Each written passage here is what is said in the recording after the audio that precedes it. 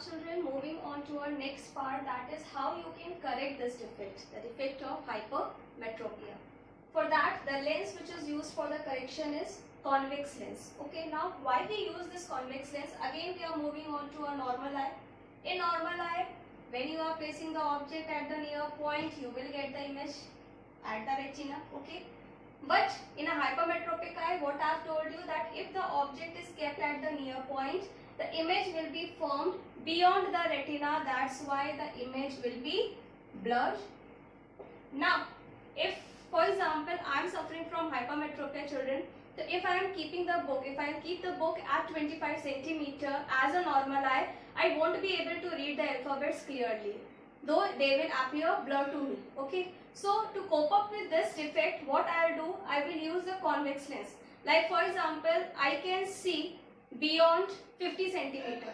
Okay, 50 centimeter के बाद अगर मुझे दिख रहा है और उसके पहले का नहीं दिख रहा है, then I will use the convex lens. I prefer that lens of that power which forms the image of the alphabets of that book from 25 to 50. अगर वो लेंस 25 सेंटीमीटर पे रखी बुक की इमेज 50 सेंटीमीटर पे बना देती है तो मुझे दिखाई देने लगेगा. ठीक है. So the main objective of this lens will be to form the image at that point where the defective eye can see up to. Now for example, if this is 25 centimeter, the near point of a normal eye, and I can see up to this point, which is X.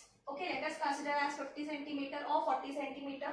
So what will be the objective of this lens? If I use a convex lens of some focal length, then the rays that are going from this object which is kept at 25 centimeter, it will converge like this. Okay, and the image will be formed at retina. And if you will see, this lens will form the image of the object which is kept at 25 centimeter at X. Clear? Because the hypermetropic eye can see beyond X centimeter.